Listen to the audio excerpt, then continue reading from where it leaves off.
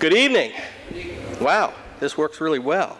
I'm Jack Warren. I'm the Executive Director of the American Revolution Institute of the Society of the Cincinnati. The Society created the American Revolution Institute to encourage popular understanding and appreciation of the American Revolution, which was the most important event in the last 500 years of human history. That's a bold claim, but anybody has several hours, happy to debate it with you. The American Revolutionaries secured our independence. They established our republic.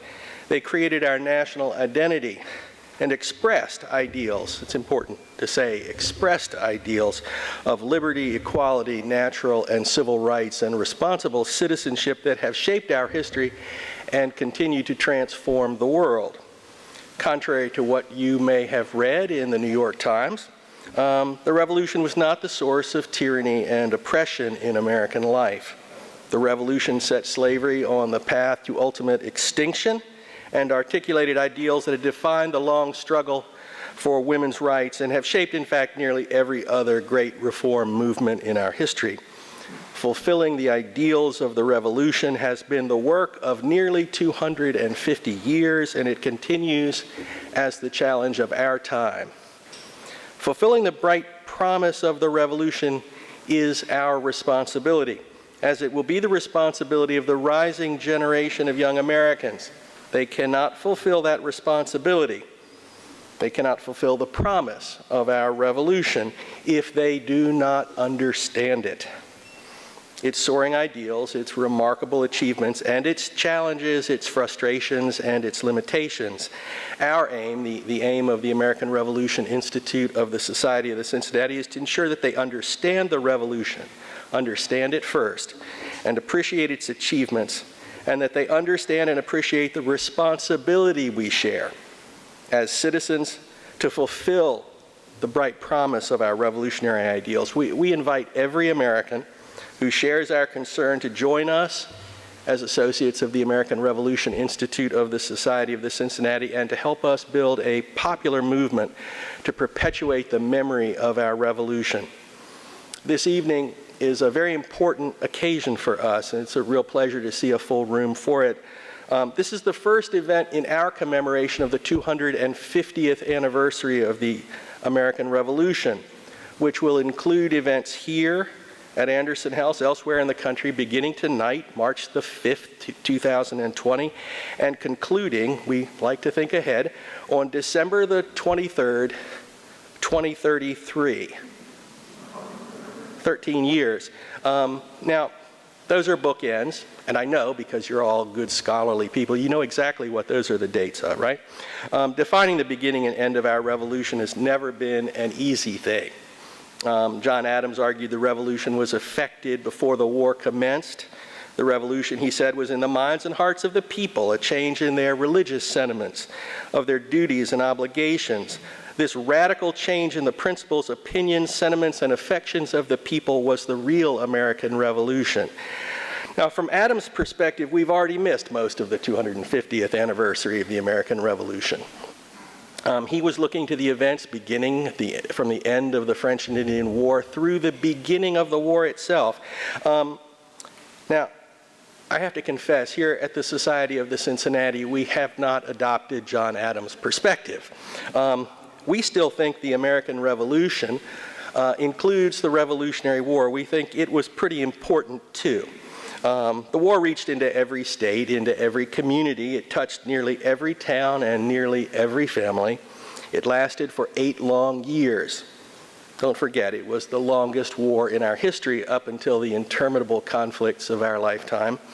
The war brought the revolution home to Americans of all regions, of both sexes, of all races, and of every social class. It made the revolution a truly and deeply national movement. But we cannot neglect the revolutionary implications of the decade before the war, which brings us to tonight. Tonight is the 250th anniversary of the Boston Massacre, which seems like a good place to begin a 13-year appraisal of our revolution.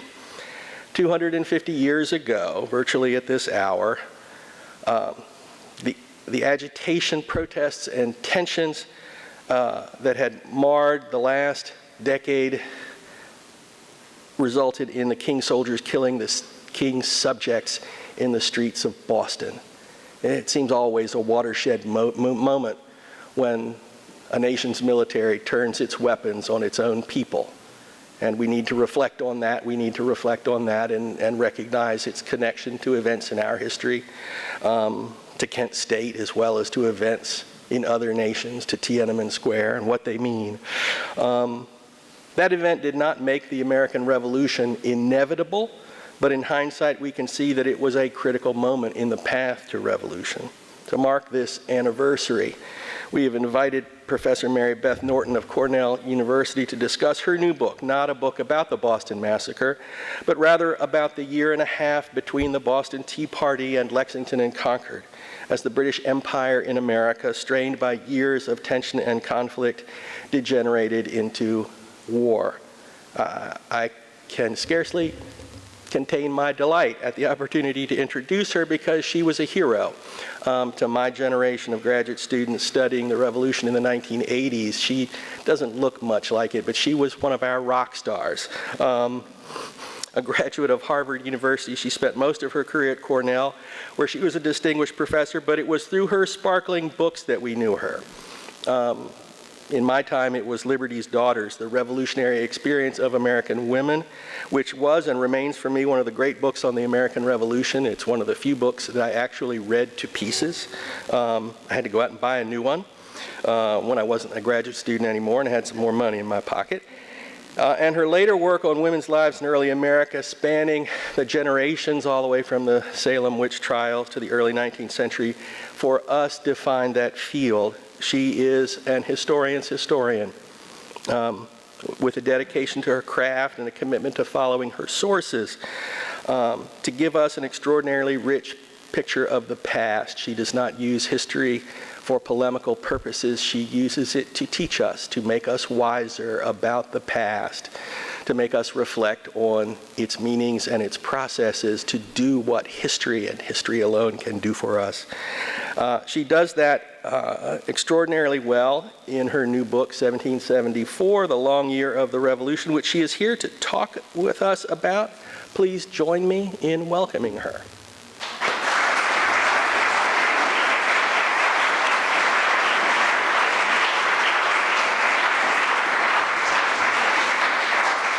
Well, thanks for that lovely introduction, Jack. I want to, this is the cover of the book. I don't know how many people recognize that little thing that's in the middle of it. Does anybody here know what that is? What?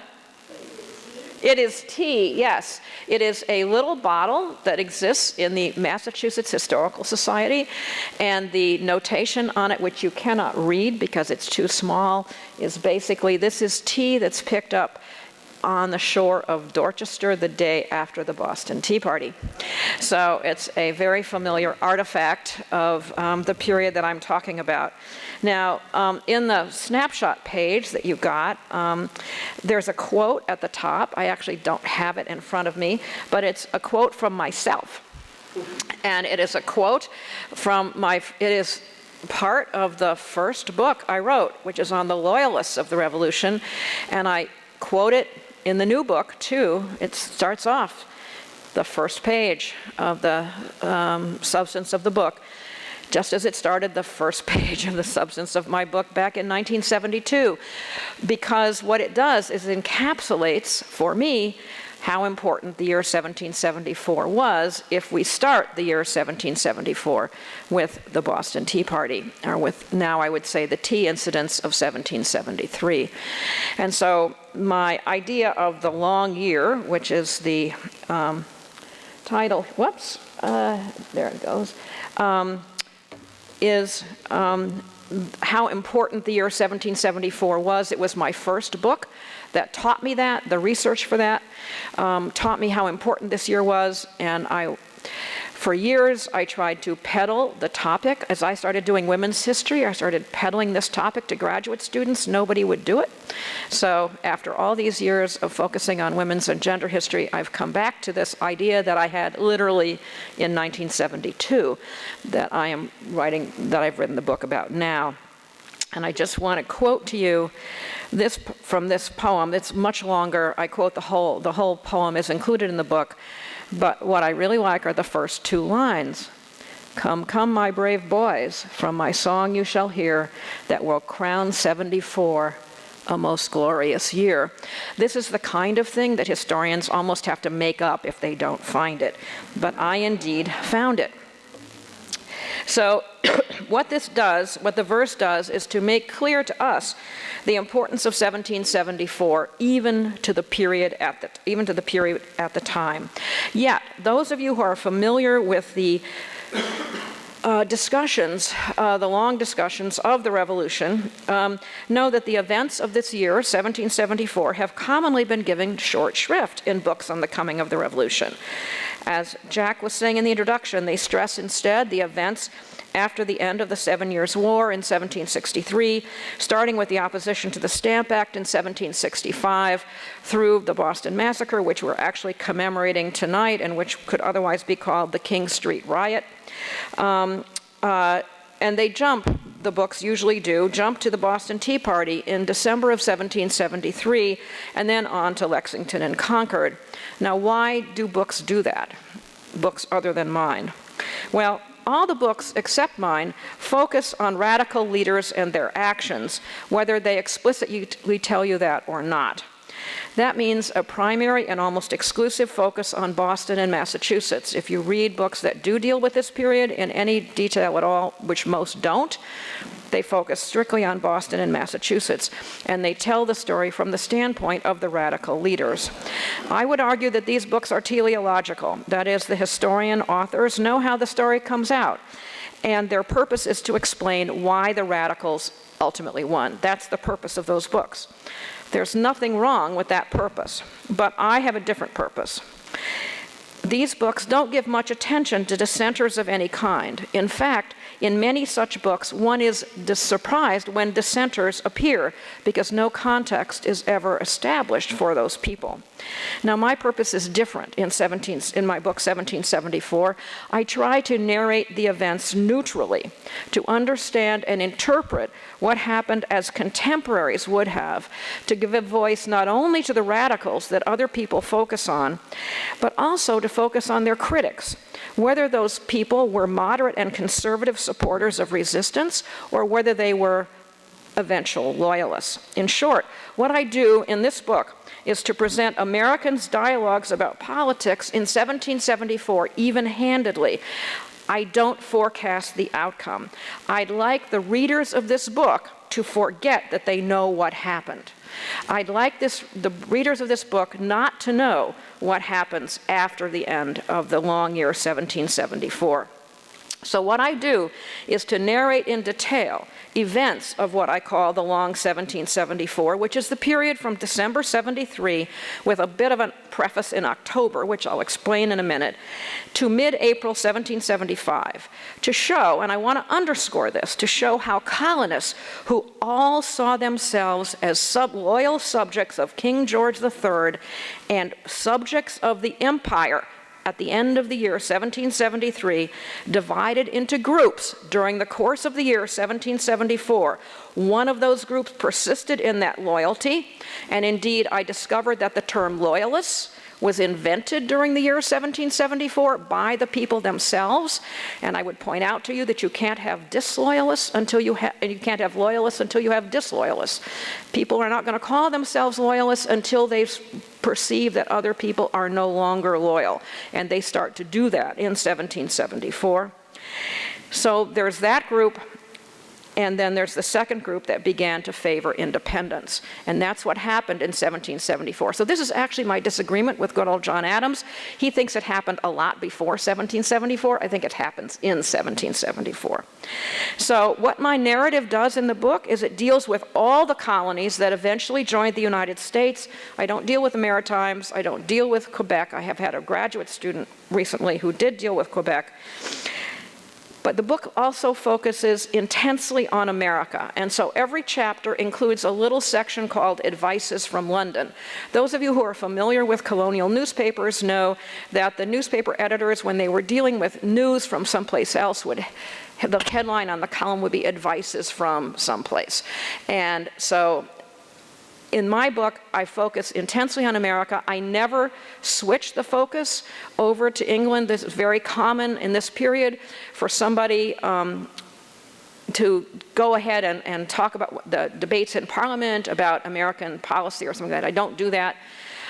What my book does is to just give to people in America the information that they had, not information that we have, but information that came in the newspapers or in letters from friends of theirs in England, or in one chapter, as you'll see later on in this talk, from somewhere else. So the idea is that the book focuses intensely on America, but it focuses on all the colonies. Now, obviously, in a short time tonight, I can't discuss or summarize all my research, so what I'm doing is providing snapshots, and you have a little guide to those snapshots of developments in 1774 that help to lead to or to reveal these developing divisions and the increasing radicalism of parts of the populace. And precisely because of the anniversary today, what I want to do as a part of this is to summarize the 2 Boston Massacre orations that I discuss in the book. I'm sure people here are familiar with the fact that actually until independence was declared and celebrations on the 4th of July began to take over in Massachusetts, the celebrations or the commemorations were always on the 5th of March. And so there are a whole series of commemorative orations given on the 5th of March in Boston, and I'll be talking about I talk about 2 of them in the book, and I'll talk about 2 of them today. Okay, so my first snapshot is of the tea incidents of late 1773. Now, the story everybody knows is the Boston Tea Party. What you don't know is that it wasn't called that until 1826. My colleague at Cornell, Larry Glickman, found that out. I want to give him a verbal footnote here because he's the one who found that it was 1826. But of course, more cities than Boston were involved because the East India Company sent 7 tea ships to North America in 1773. 4 went to Boston, and 1 each went to New York, Philadelphia, and Charleston. Now, a very brief background is necessary here. The Tea Act was adopted by Parliament in the spring of 1773 in an attempt to get the East India Company out of financial difficulties. As you may or may not know, the East India Company held the legal monopoly of all trade with Asia coming to England. And the East India Company was in dire financial straits in 1773. It will not surprise you to learn that many members of Parliament were stockholders in the East India Company, and so they wanted to preserve the company. They didn't want it to go bankrupt. It was going bankrupt for 2 reasons. One was mismanagement, and the other was rampant smuggling. Now, the American colonists were known in their own day as prodigious tea drinkers, and what they usually drank was cheaper tea than they could get from the East India Company. What they got was smuggled tea, and a lot of the smuggled tea came from this little island in the northeastern Caribbean. Anybody ever been there? It's called Statia today. Nobody goes there. I went there because I wanted to know what it looked like, because I knew it was the center of smuggling in 18th century America. This island is never going to be a resort island. It only has black sand beaches, very small black sand beaches. It has no indigenous source of water. All the water has to come from rain, and so it's never going to develop as a big resort. However, it is really interesting historically. If any of you are interested in the history of Sephardic Jews, it has the ruins of one of the first synagogues built in the New World in the main building, in the main town of St. Eustatius. So I just want to point out to you, let's see if I can get the laser. Whoops, can I get this to work? Oh, I'm not getting there it goes, okay. Okay, the laser, oops, now I managed to change the channel. All right, let's get this right. Well, all right, it's not cooperating very well. There it goes. All right, so what you see here, these are 2 extinct volcanoes in the background. They are still there. What those volcanoes did was to protect the anchorage in St. Eustatius from the prevailing wind. So the anchorage that you see here is on the west side of the island. The prevailing winds are coming across the Atlantic. When I used to read about St. Eustatius, I thought it had to have this giant harbor because I'd read accounts that were sometimes as many as 1,000 ships there. And I thought this has to have a giant harbor, but it has no giant harbor. What it has is this protected roadstead. That's all it has. And so even today, even today, it's actually an entrepot for this part of the Caribbean. There's a giant tank. There's a place where oil tankers that are going someplace else come and load up there. There's a depot for oil on the island. Anyway, it's a fascinating place to visit if any of you want to go there. It once was a big entrepot. It is no longer that. But it was where a lot of tea came from, and a lot of the tea was Dutch. It's called Dutch tea. It came through the Dutch East India Company. The Dutch didn't care that their tea was being smuggled into British North America. And in many of the sources that I read, smuggled tea is always called Dutch tea, whether it came through St. Eustatius or came from the Dutch. But it was Dutch tea, when you see that term in the 18th century in America, is smuggled, and usually smuggled through St. Eustatius. Now, the Tea Act that attempted to save the East India Company was very complex and hard to understand. In fact, when it was first published in North America, it was misunderstood. But the key aim of the Tea Act was to lower the tax on legal East India Company tea in the colonies in order to undercut the smugglers. The idea was to make legal tea competitive with smuggled tea by lowering its price. Now, the Americans' key objection was therefore to the symbolism of the tax. They said that if they bought East India Company tea, they would be accepting the authority of Parliament to tax. Now, I want to note the irony of this in the context of current US politics, because of current beliefs about the meaning of the Tea Party and the so-called Tea Party movement. The protests in Boston and everywhere else in the colonies were not against higher taxes, they were against lower taxes. Lower taxes. The tea was thrown overboard because of the symbolism of the tax, not because it was higher. It was in fact lowered specifically to make it competitive with smuggled tea. Now, in October of 1773, this is my preface, colonists learned that tea ships were coming to North America under the terms of the Tea Act. And men in New York City and Philadelphia wrote essays in the newspapers suggesting 3 different tactics to be used against the tea. Notice, not Boston. Boston lagged behind. New York and Philadelphia were the ones who organized the opposition to the tea. So one of the ideas was to persuade, and I put those in air quotes, in other words, to coerce the merchants to whom the East India Company tea was to be sent to resign their commissions. These men were known as consignees, and the idea behind that tactic was if you don't have consignees to take control of the tea, then you can't have legal tea. No tea can be legally sold, so we don't need to worry. That was one argument. Another tactic was to promote the agreements of merchants and people not to buy or consume tea, send out papers getting everybody to sign and say we won't buy any of this tea even if it gets landed. The third tactic was proposed by Benjamin Rush, who of course became an important leader of the revolution in Philadelphia, and he said we can't let the tea land. If the tea lands, people will buy it, so we have to prevent the tea from landing in the first place. That was his idea.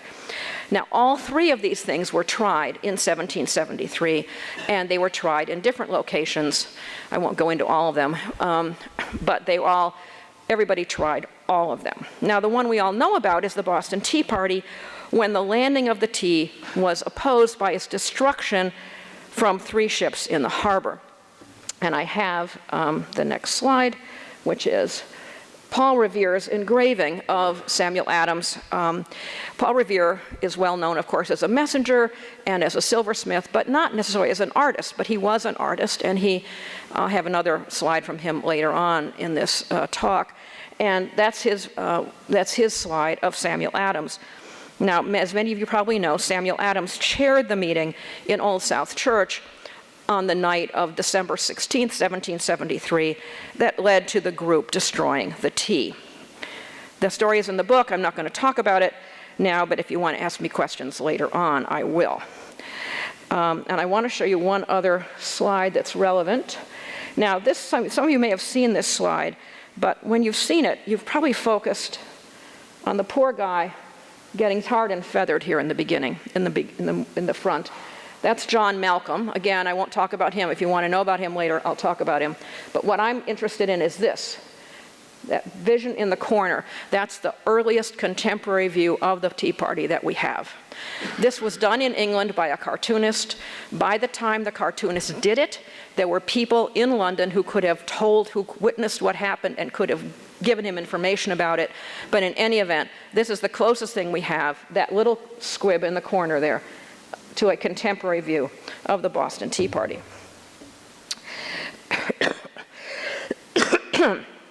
Okay, now that's Boston. Now it's not widely known that Charleston was dealing with tea at exactly the same time as Boston was. In fact, I taught the American Revolution for how many years? 35, 40 years before I learned this. I didn't know this until I started working on this book, that the tea ship was in Charleston at exactly the same time the tea ships were in Boston. So in chapter 1 of the book, I tell the stories of Boston and Charleston together. I interweave them chronologically. Because of slow communication, neither city knew what was going on in the other city, at least not very much. They had glimmers of what happened originally, but not much other than that. And Charleston did something very different from what Boston did. That's why none of you know about it. In Charleston, the residents could not reach a clear agreement about what to do with the tea ship. There were 2 giant meetings in Charleston, and they could reach no consensus. And so what happened was that Charlestonians facilitated the confiscation of the tea by customs officials for non-payment of the tea duty. I should say here that the customs laws at the time said that when a cargo entered the harbor, the duty had to be paid within 20 days or the tea would be confiscated by customs officials. So since the Charleston residents could not figure out what to do, they just sort of stood by while the customs officials confiscated the tea. It was stored, oh, I left out one slide, I should have, there we go. This is Charleston Harbor. This is, that's Charleston Harbor. That's the view that a ship would have had entering Charleston Harbor. It's really a magnificent harbor. And this building right here, that giant building that still exists, it's called the Exchange Building, the Mercantile Exchange, and that's where the big meetings were held in Charleston, and that's also where the tea was stored after it was confiscated. It was stored in the cellar. Some of it seems to have been ruined by the dampness in the cellar, but by the time the war started and everything, about 2 years into the war, people in Charleston sold the tea to support the war effort.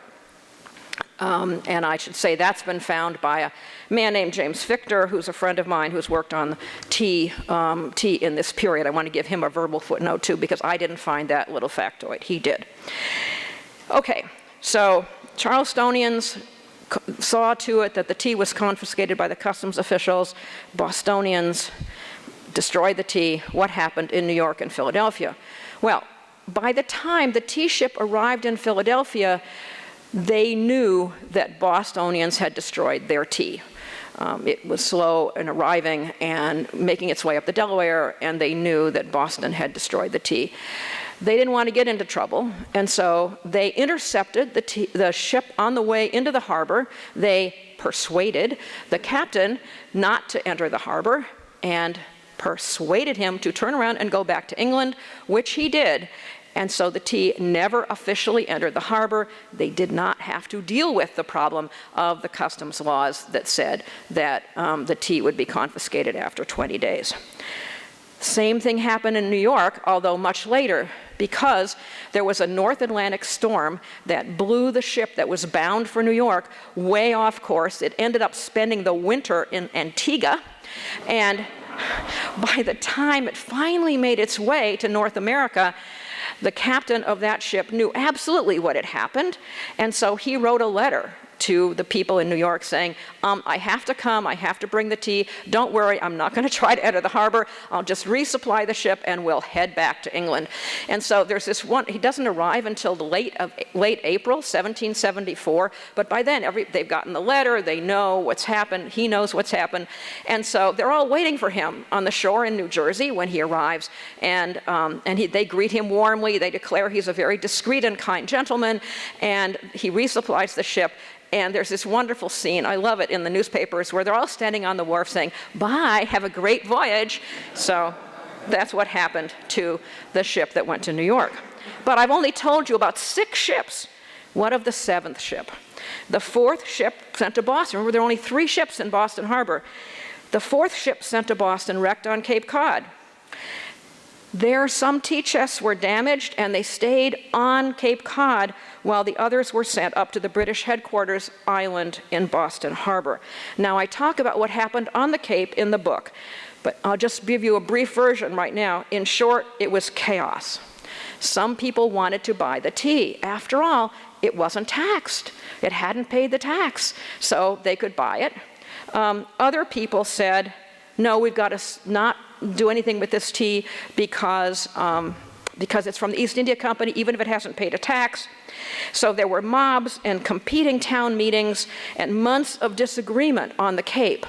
Went all the way through the spring of 1774, competing mobs. Oh, it was wonderful. The people on the Cape wrote to Boston to say, to the Boston Committee of Correspondence, what should we do? And the Boston Committee of Correspondence wrote back and said, use your own best judgment. They were not going to make a decision. And so the people on the Cape actually allowed the tea to be sold. So this is the only tea that came from the East India Company legally that was actually, under the Tea Act, that was actually sold.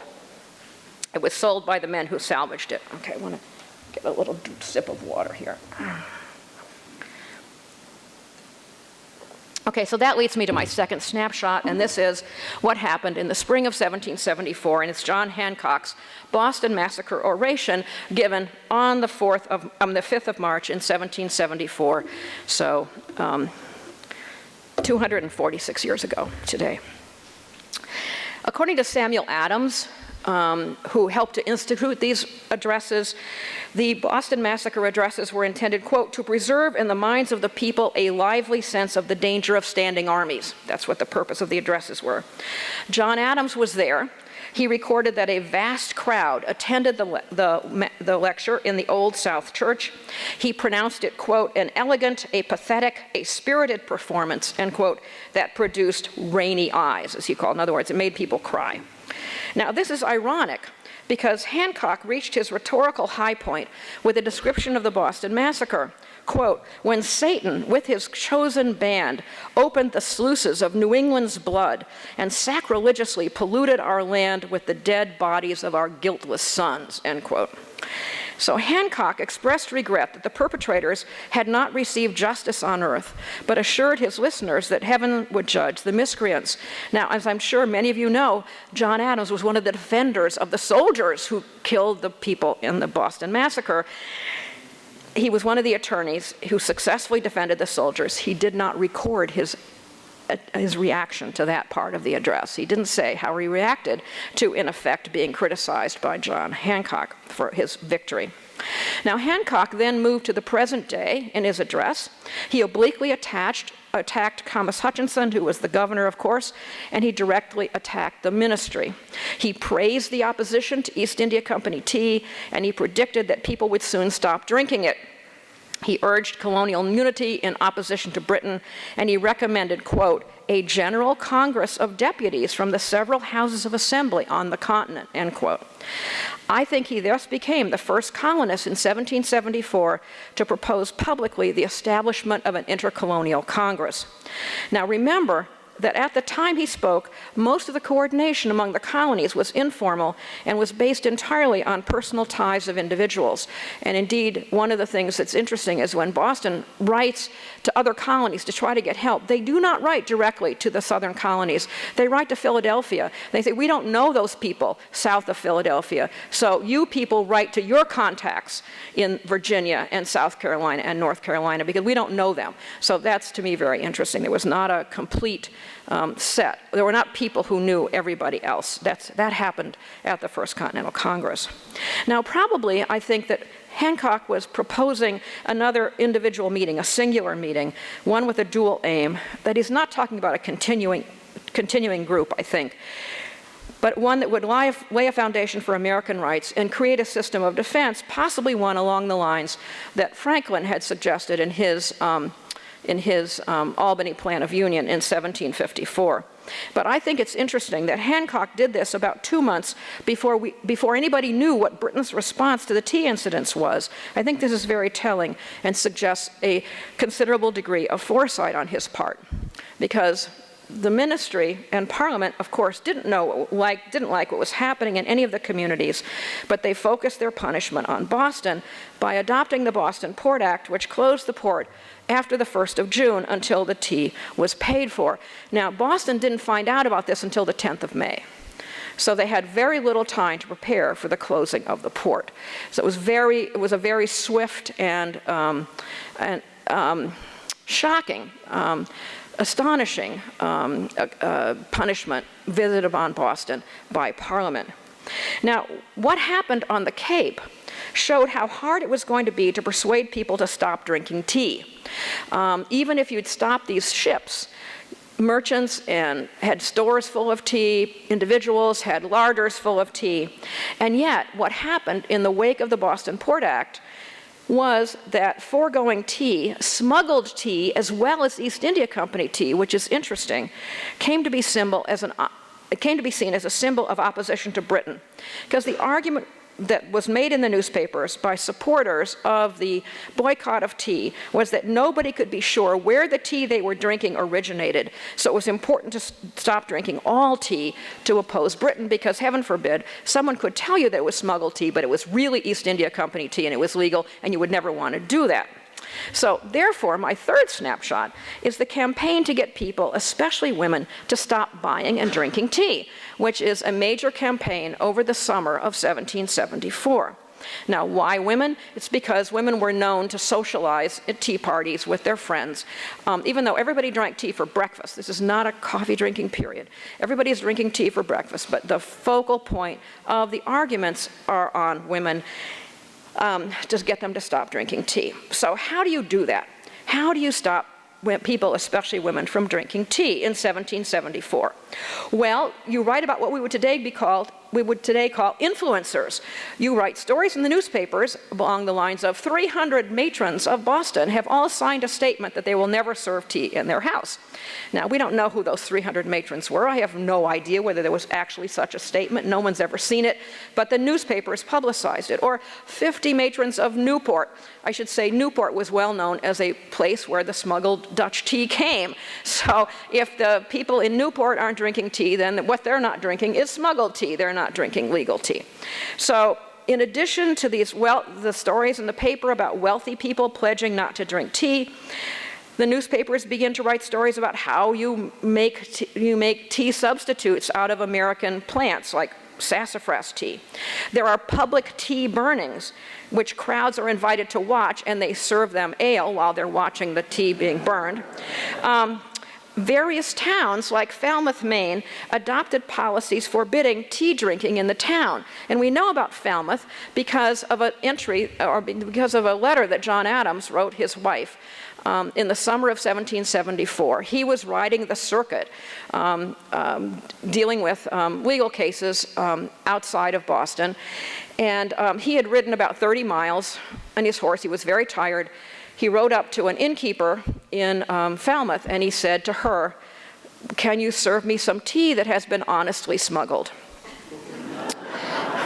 She responded, "No, I can't, because Falmouth has forbidden tea to be served in town, any tea."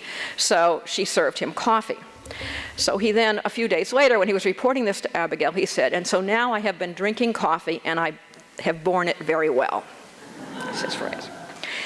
In addition, there's all kinds of poems in the newspapers and essays about how bad tea really was for your health. And I want to read, I have an example in the book, I want to read from one of the best of these. It's an anonymous pamphlet titled "A Sermon on Tea." It's not a sermon, it's just publicity. It's not a religious thing. So, "A Sermon on Tea" cited a Dr. Tissot and other medical authorities contending that, quote, "tea rendered habitual gradually saps the constitution," end quote. I might add here, I'm a tea drinker. The beverage's impact was slow but sure, a slow-consuming poison. It was a Pandora's box that affected both sexes. And the author argued that tea rendered Europeans shorter and weaker after its introduction to the European continent a century earlier.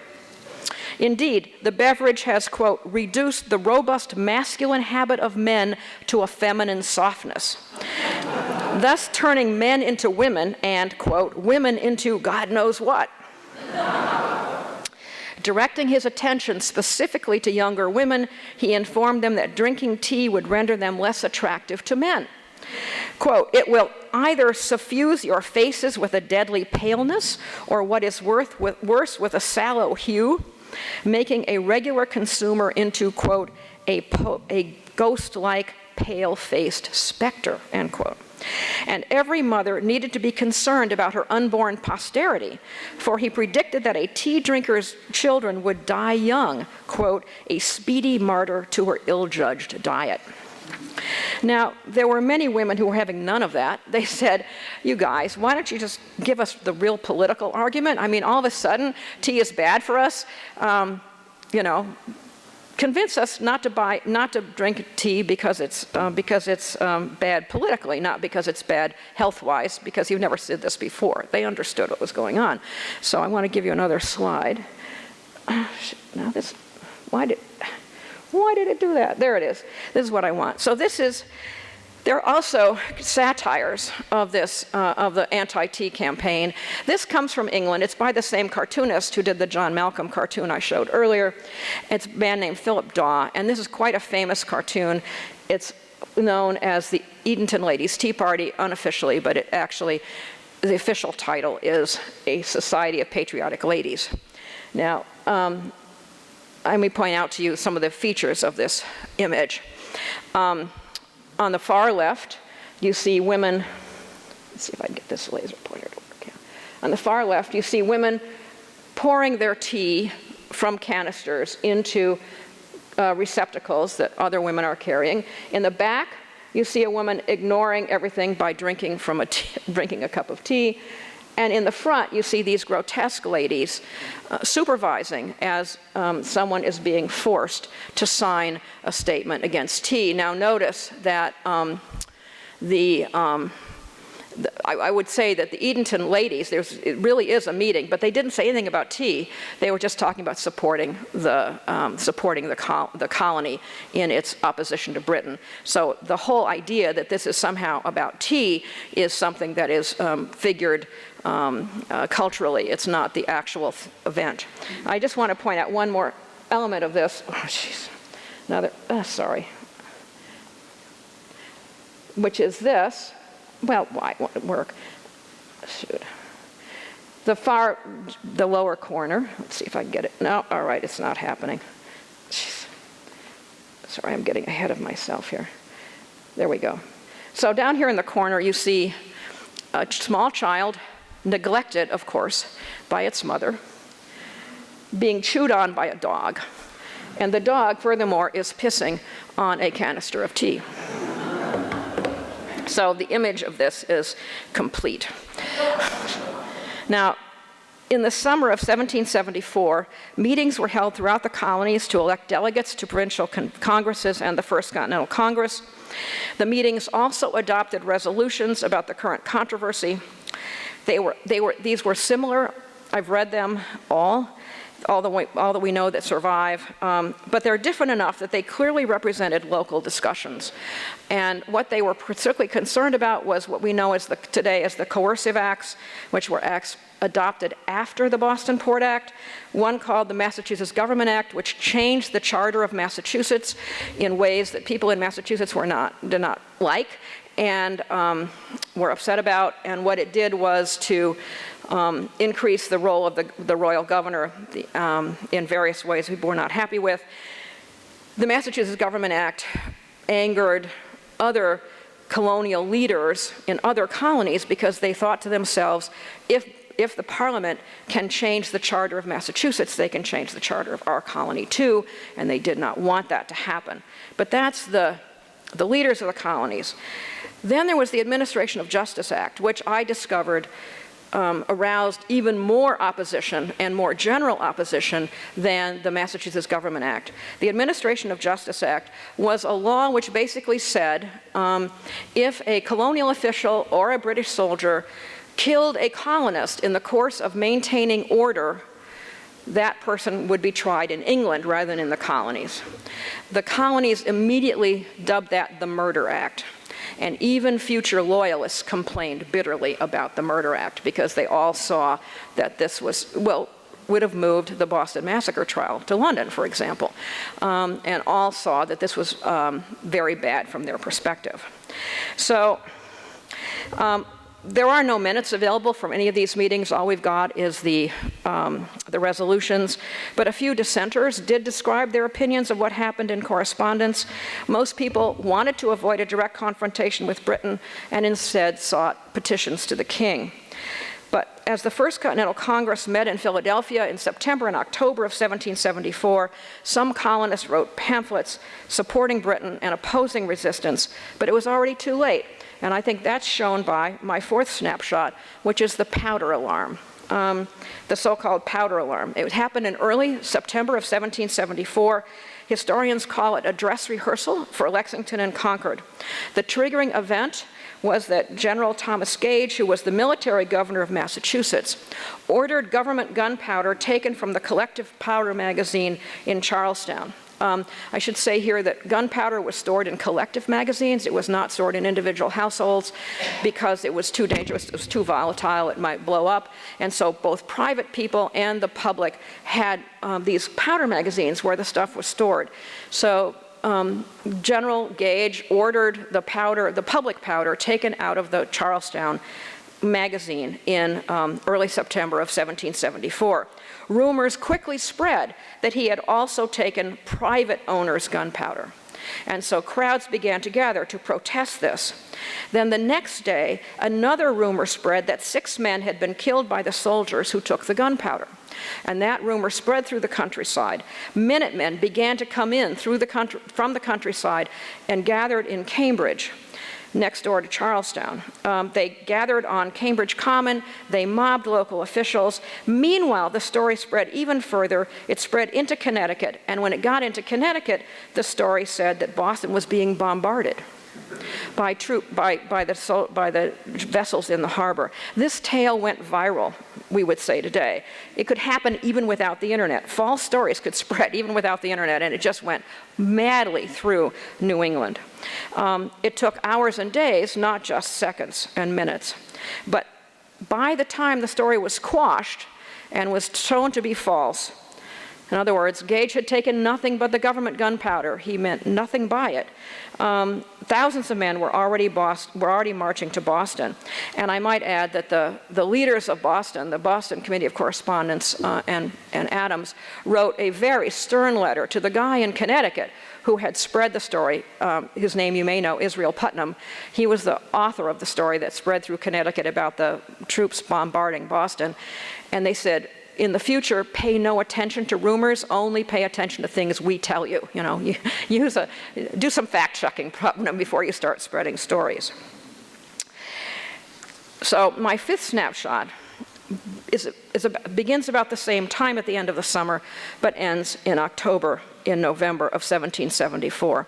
So one of my more surprising findings was evidence that major military preparations began in late summer and indeed as early as August. And that's my next slide.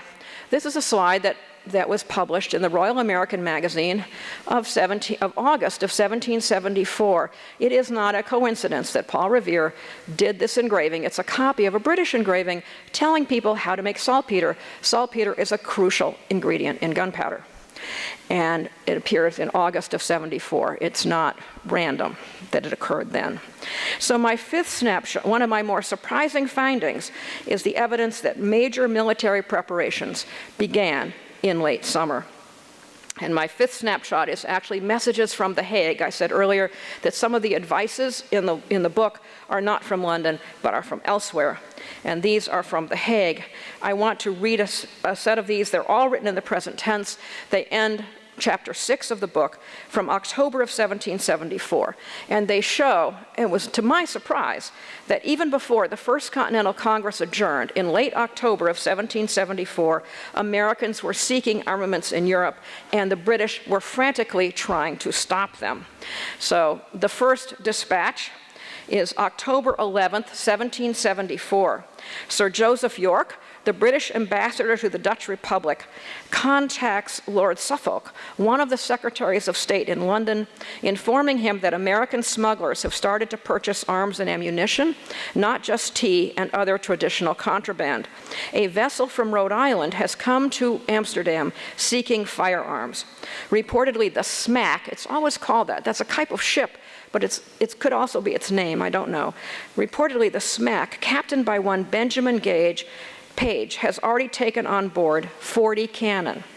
October 18th, Lord Dartmouth, the Secretary of State for America, so there's a week later, asked the Lords of the Admiralty to dispatch a cutter to Amsterdam immediately to investigate the report and, if possible, to stop the smack from leaving port.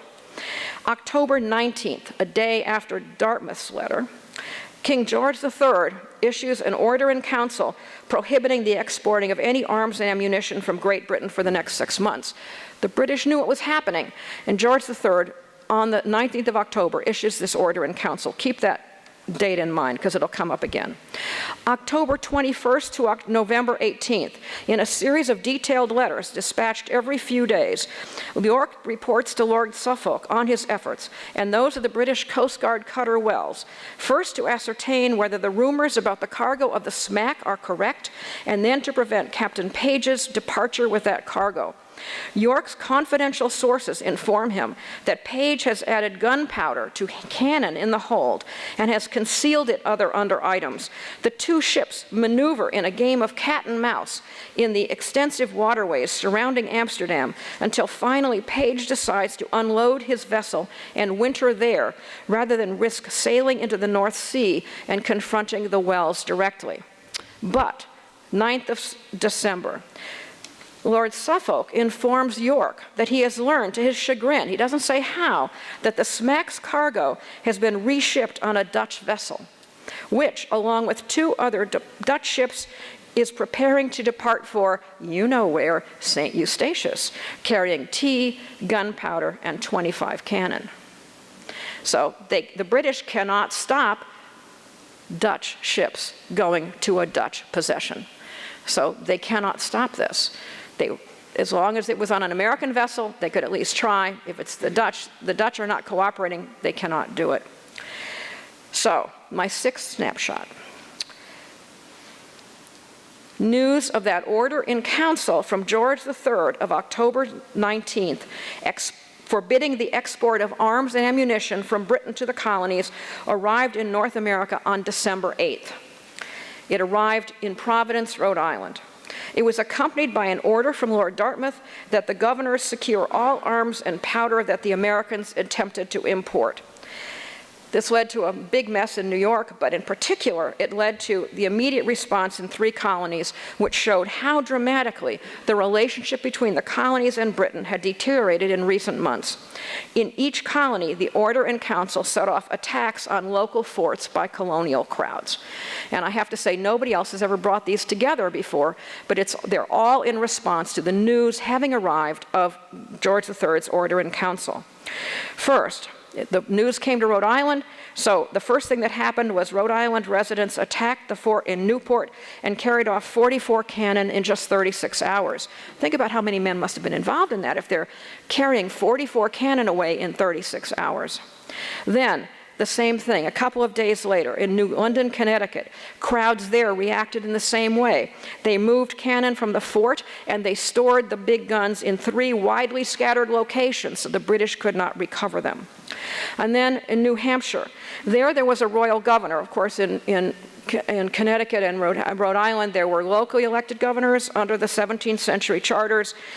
There was a royal governor in New Hampshire. Paul Revere arrived from Boston with news of the order in council. That's how they found out about it in Portsmouth, New Hampshire. A false rumor spread that Gage was sending troops to take over the fort. This was not true. The crowd decided to attack the fort and take the cannon and muskets and ammunition stored there. 300 to 400 men overran the fort, imprisoned the soldiers that were there. There were 4 or 5 soldiers defending the fort. They took down the flag. They confiscated 100 barrels of gunpowder. Now, Governor Wentworth then lamented to Dartmouth, quote, "The springs of government failed me," end quote, because he could not stop the attack.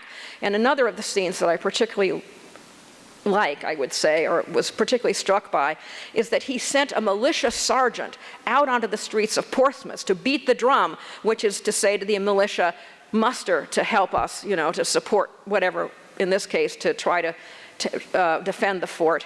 Nobody responded. Nobody responded. They were the guys who were taking over the fort. They were not the ones who were there. So, and Wentworth said, "We cannot punish the people responsible, quote, no jail would hold them long and no jury would find them guilty." So he was never able, although we would have loved to do it, he was never able to arrest those responsible for the assault on the fort. Okay, so that brings me to my coda of the second Boston Massacre oration I'll talk about tonight, and that's Dr. Joseph Warren's massacre oration on the 6th of March. In 1775, the 5th of March was a Sunday, so his oration was on the 6th of March. He used the event to review local history. He argued that New Englanders' ancestors had immigrated to North America to escape arbitrary government. This was not a theme, by the way, of Hancock's oration a year earlier. This is new. Hancock did not go into long history of New England. He went into specific history of the occupation of Boston, but he didn't say anything like New Englanders came here to escape arbitrary government. He did, however, narrate the massacre in pathetic terms. He criticized the coercive acts, which of course had happened in the interim. And although he indicated that he would prefer the dispute to be settled amicably, he declared that, quote, "If the only way to safety is through fields of blood, people had to, quote, press forward until tyranny is trodden underfoot," end quote. Completely different theme from a year earlier. Now, there's a kind of a funny story about this Boston Massacre oration. Many Army and Navy officers attended this address, intending to disrupt it if Dr. Warren showed disrespect to the king. But he was very well aware of that, and so he carefully directed his criticisms only at Parliament and successive ministries. So maybe the officers weren't so concerned about insults to Parliament, I don't know. In any event, they didn't particularly care about that.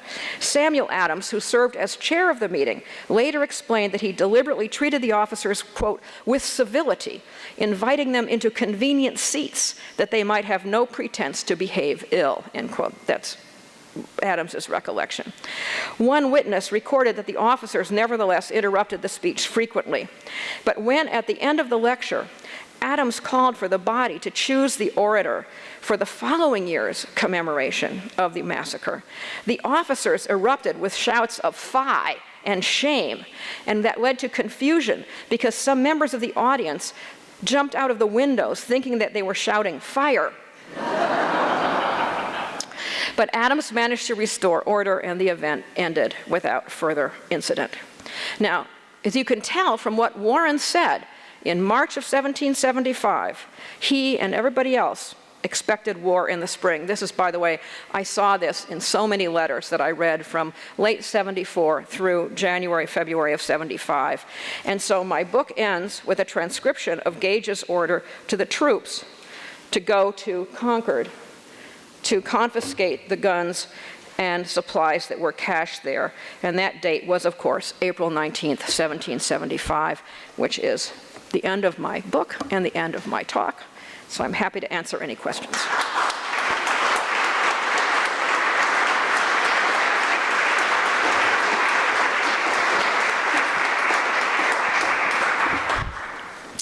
Questions? Yes, in the front. I think, wait, there's a microphone coming? Oh. Yeah? Okay. Let me have another glass, another sip of water. Yeah, okay. Boston had a very radical response to the tea coming in. Obviously, they threw the tea in to the water, costing the East India Company much money. Other, Philadelphia, New York, Charleston had much less radical responses, and yet they all came to Boston's defense when the British government imposed the Actually, the Port not Act. Immediately. Well, one of the themes of my book. Let me make sure I'm not doing that too much. Actually, they came to Boston's defense because of the Boston Port Act. Well, that's what I was about to say. But not because of the destruction of the that's tea. what I was about to say. Okay, all right. Why did so many of them, after the Port Act was passed, come to Boston's defense? Because it wasn't their regions. What kind of national unity was there that made this possible? Well, the national unity developed over time. It did not start off as national unity, let's put it that way. Those resolutions I talked about in the summer of 1774, most of them did not defend the destruction of the tea. They either attacked the destruction of the tea, they said Boston shouldn't have done that, or they maintained a discreet silence about the destruction of the tea. Hardly anybody, any place else said destroying the tea was a good idea. In fact, Americans argued about whether they should pay for the tea right up until the First Continental Congress, when there was a debate about the subject, and the First Continental Congress decided not to pay for the tea, or that it should not be paid for. So what people were defending was Boston against the coercion of the British government. They were not defending what Boston did. In fact, there's a famous quote from George Washington, and Washington is quoted as saying, in many places, the cause of Boston is the cause of America. But what is left out is the parenthetical phrase he put on that sentence, which was, not that we approve of their destruction of the tea. So Washington, Franklin, all kinds of other people really thought that destroying the tea was a bad idea. But even worse was what Britain did by closing the port of Boston. So we could say that it's the British coercion that leads to American unity, not unified support for Boston, which it didn't have, not in the beginning. Yeah, back there. My question may go one step beyond where you're writing about, but in 1774 also saw the change in France of a new monarch and a hawkish cabinet. Were they watching these events close? I know in 1775 they were talking about this, but in 1774 were they watching these? The Dutch were. What were the foreign powers doing when? I have no idea. Can't answer that question. Sorry.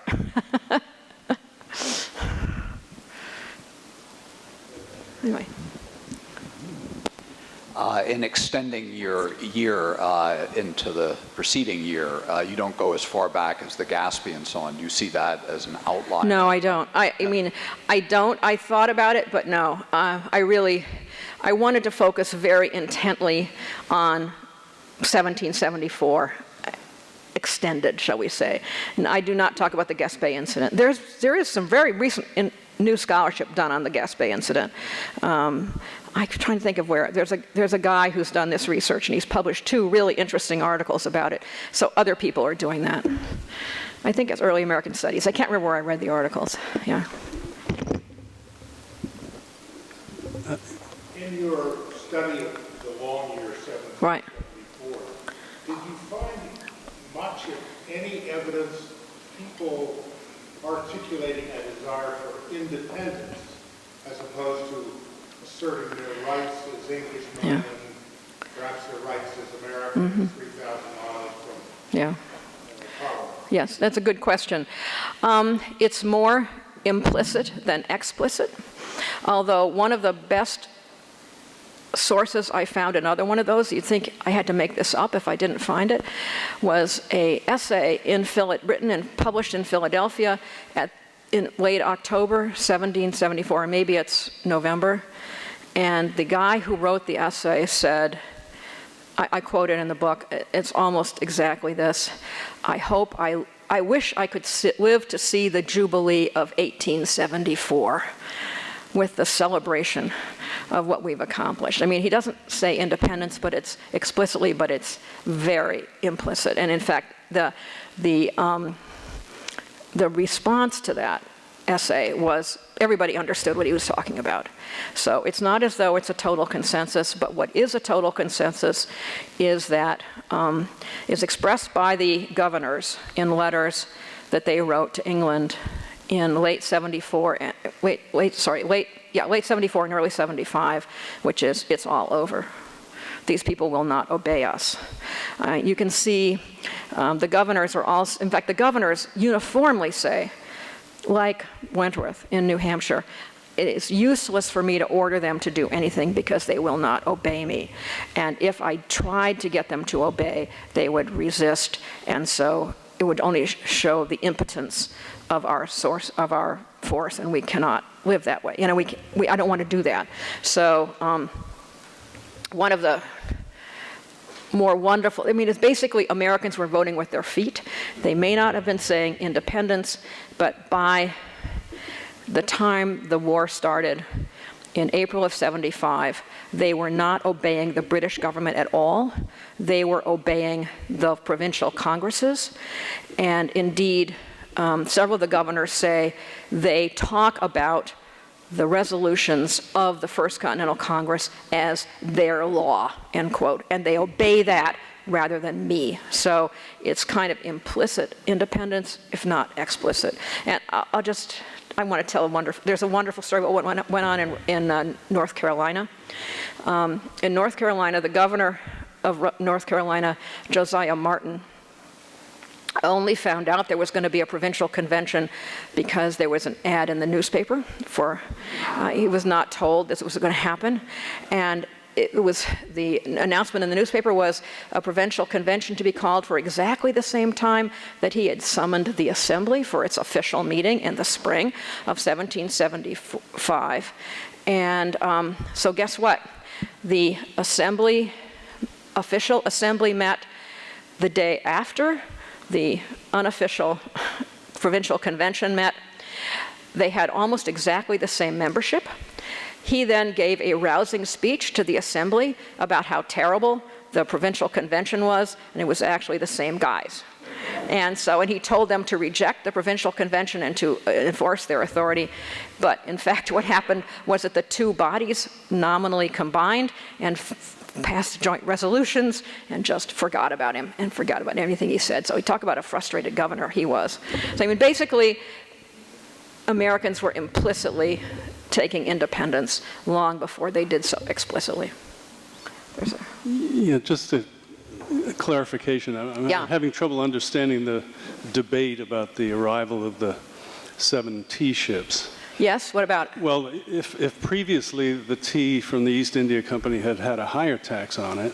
That's right. And most colonists just didn't buy it because it was because of the higher tax, right? Yeah, I mean, why couldn't, so more tea is coming and it's going to have a lower tax, wouldn't the obvious thing be to just ignore it and not buy it?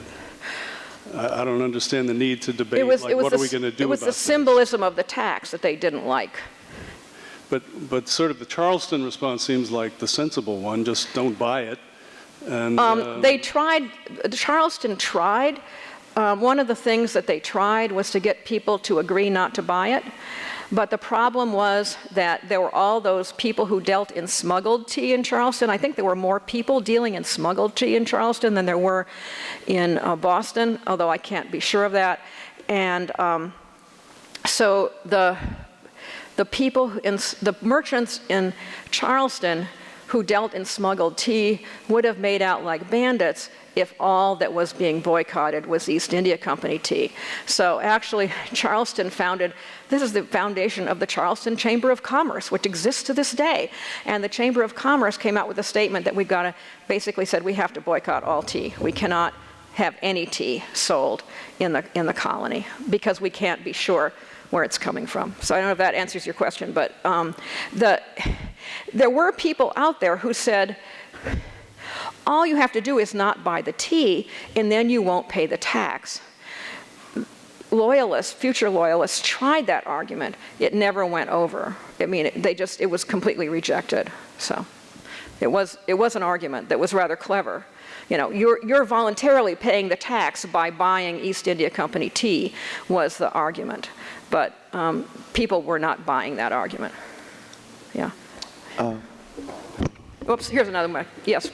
Thank you very much, Professor. I wanted to ask if, since there were a lot of split families, a lot of people changing their minds with events, probably most famously in '74, Ben Franklin, right, and his being turned. I'm wondering, what did the moderates of the time hope for? Because I've seen a lot of disputes, or people saying, well, it was British mistakes and British hubris as much as American fierceness. Were they hoping for something where, oh, the king will stay in power as our head of state, but the parliament can't tax us, or something They like weren't thinking that far ahead, but if they were in the context of 1774, the moderate position was, let's not do anything until we petition the king first. Because the argument had always been, the king will listen to his subjects. And so what we need to do, before we do anything else, let's not have a Continental Congress, let's not do this, let's not do that, or let's definitely not have a boycott or anything, let's petition the king first. I might add that the Continental Congress itself comes from the moderates.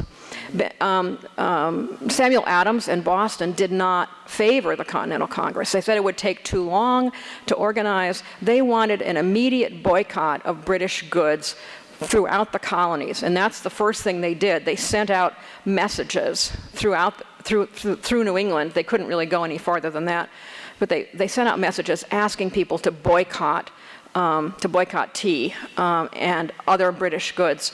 And they resisted the idea for about a month. They resisted the idea of the Continental Congress. But then they had to give in because everybody else said, all the other colonies said, listen, we've got to talk about this first. We shouldn't rush into things.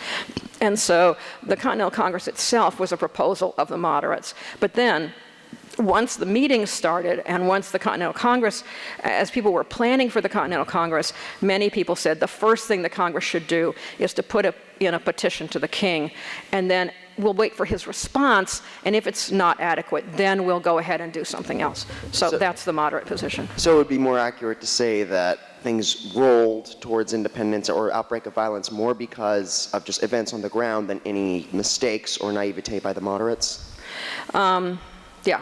Yeah. Well, I think Ben Franklin's story of how he went from moderate to patriot is fascinating. Right. Yeah, I mean, one of the people that I focus on as a moderate in the account is Joseph Reed, who later becomes an aide to General Washington. I mean, he throughout this period, I was stunned to discover, was writing letters to Lord Dartmouth telling him what the colonists were thinking and doing. And that was because he thought the British ministry really needed to have the truth, quote unquote, about what was going on in the colonies. He thought that the Brits were misinterpreting what the colonies were thinking and doing. So he was working very hard for reconciliation throughout the period. Thank you very much. Yeah. Right. Well, are we going to call it quits for this? What? All right. Yeah, just the process of writing the book. How many letters, diaries, broadsides, newspapers did you read in preparing this book? Innumerable.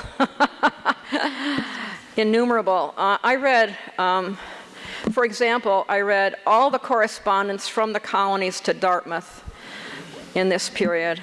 I read every political pamphlet published in the period.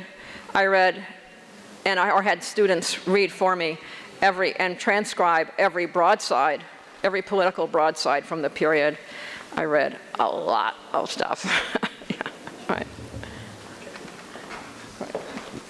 Thank you very, very much. Right. This is.